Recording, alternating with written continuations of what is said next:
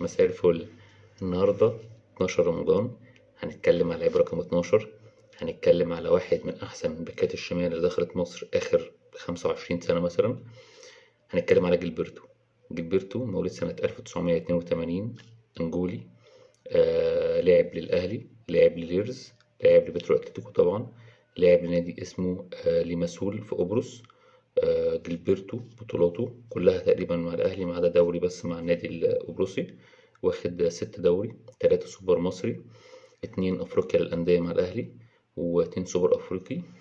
أعلى قيمة سوقية ليه كانت 1.5 مليون يورو في 2008. جilberto لعب 264 ماتش، سجل 8 وصنع 39.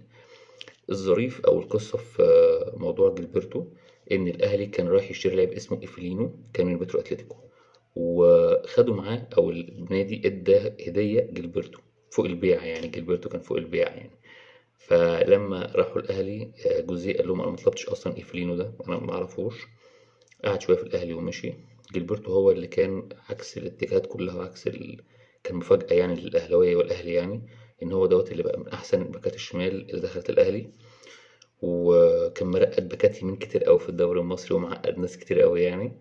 آه وأصبح جilberto من الصدفة إن هو جاي كمالة لحد بقى جilberto، لحد ما انضم عليه طبعا فلافيو، وأصبحت الثنائية المشهورة جilberto وفلافيو. بكرة إن شاء الله هنلعب أو هنتكلم على لعيب رقم 13 رمضان. توقعوا مين بكرة إن شاء الله؟